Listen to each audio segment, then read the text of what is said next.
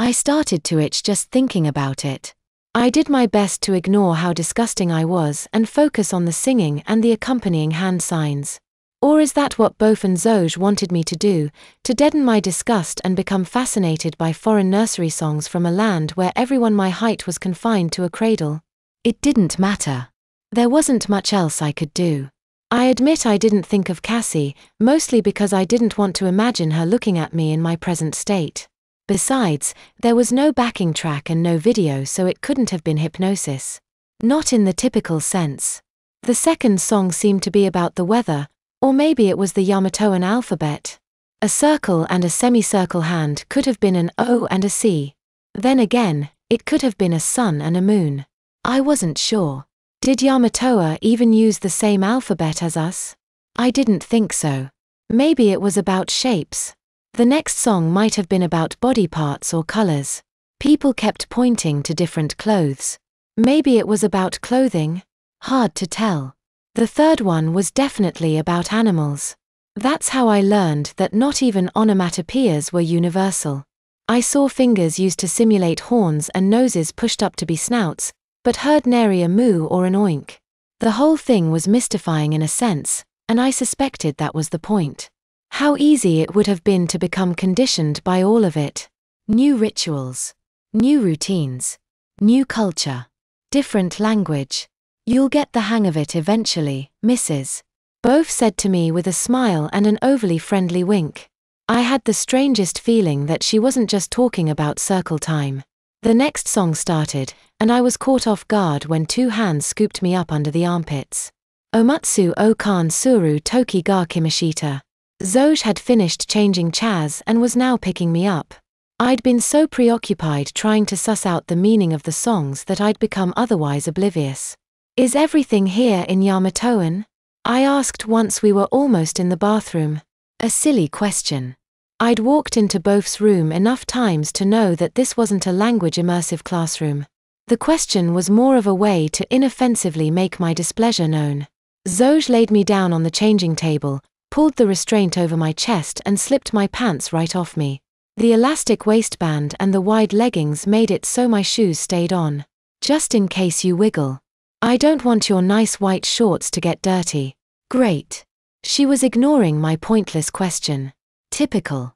The door was left open. Always open. That way any administrator or Amazonian adult could peek in and see that the little on the changing table wasn't being abused by their caregiver behind a closed door. At least not abused in a way Amazonian society didn't approve of. It was very likely that the last time that bathroom had offered any form of actual privacy to its occupant was 2 weeks prior when I'd had my close call during teacher pre-planning. I didn't know when it had served that function before, or it likely wouldn't be serving that function again for a long time. Shit. Had it only been 2 weeks ago.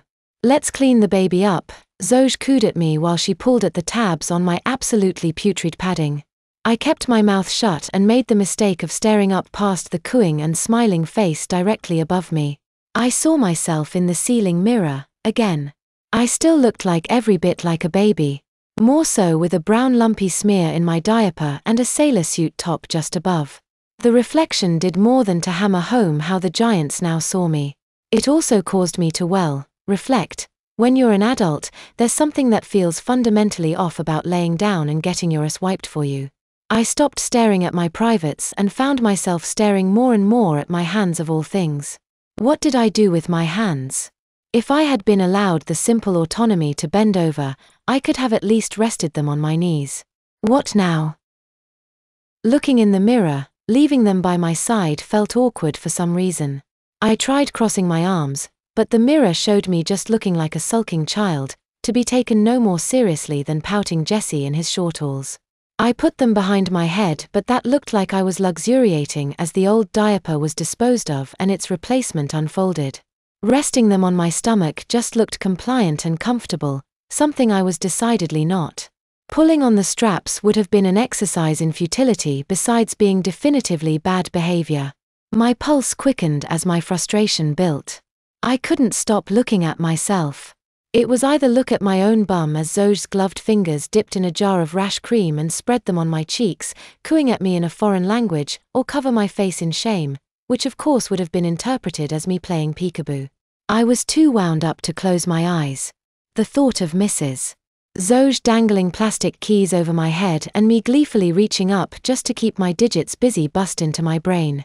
I curled up one knuckle and bit down as hard as I could just to chase the terrible thought out. Do you want a pacifier? Shit. I should have seen that coming. No. She finished by powdering me and taping the new monkeys on. Mrs. Both told me a few things over the weekend, she said to me. I bet it's much easier having a grown-up change you than having to hide it and try to change yourself. She gave the front of my diaper a pat. Don't worry. Ivy went through a similar phase. I ground my teeth and grumbled. I bet Ivy did. Zoj ignored my mumbling and tossed her gloves in the diaper pail. She booped me on the nose and said, "All done. I love you." I wrinkled my nose as if the phrase was equally foreign coming from her as any number of Yamatoan nursery rhymes. She loved me. Yeah. No thank you. Needless to say, I did not say I love you back.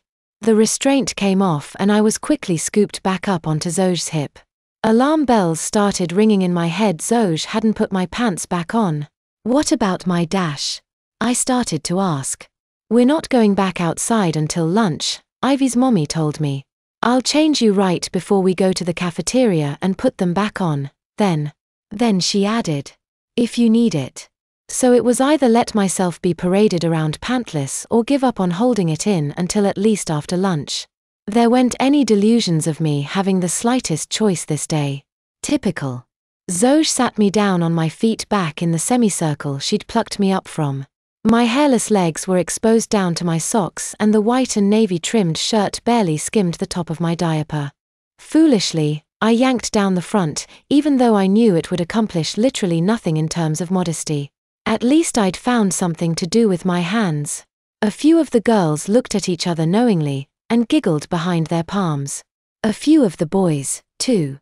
They'd all been there. We'd all been here. You look very cute, Clark. Mrs. Both said once I'd sat down. And I bet that new diaper feels a lot better, too. I reeled inside and failed to contain the shades of pink blossoming all over my body. Yes, this was how both must work. Keep her students off balance. Shake our worldview. Keep us disoriented so we compromise themselves again and again and again until compromised becomes the new normal. We're going to break into our center rotations and use our visual schedules. Both told all of us. Ivy, can you show Clark how to use his visual schedule? Ivy nodded and then grinned at me. Okay everyone, let's go. I got up from the floor and tugged my shirt down. It was stupid but it made me feel better. Come on, Clark, Ivy said, gently but firmly tugging at my wrist. This way. I started to follow and then stopped as the fresh crinkle of the new diaper slapped my earbuds. Fuck, I whispered to myself. I just accidentally thought of us as students.